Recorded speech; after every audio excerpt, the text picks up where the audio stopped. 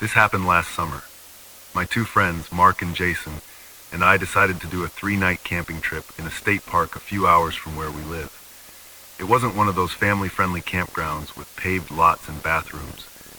This was deep woods, primitive sites, no cell signal, just a fire ring and whatever you brought with you.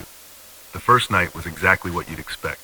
We got there late afternoon, set up our tents, gathered some firewood, and just chilled. Typical camping stuff, nothing weird. The second day was more of the same. We hiked, fished a little, explored around. There was no one else out there, at least as far as we could tell. That was part of the appeal. Just us and miles of woods. But that night, something felt off. We were sitting around the fire again, not even late, maybe 9:30 or 10.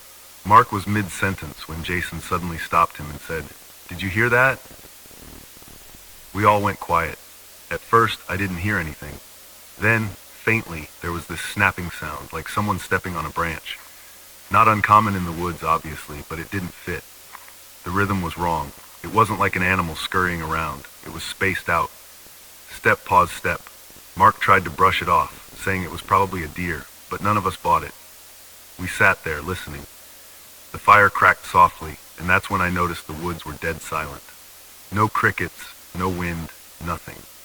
Eventually we heard nothing else, and we forced ourselves to laugh it off, even though none of us felt like laughing. We turned in not long after that. Now here's where it gets worse. On the third night, we couldn't shake the weird vibe. It was like this low-grade tension all day. We didn't talk about it, but you could feel it. That night we built the fire bigger, like it would somehow keep whatever that was away. Around midnight, I woke up. At first, I didn't know why. I was just suddenly awake, heart pounding. I lay there, listening, trying to figure out what had pulled me out of sleep. Then I heard it.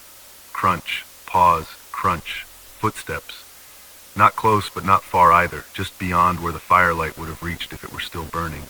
Slow, deliberate steps, not the random rustle of an animal, someone walking. I stayed frozen, holding my breath, trying to convince myself it was nothing. But it kept going. A few steps, then silence. Then more steps, circling the tents. I could hear Mark's breathing change in the tent next to mine. He was awake too.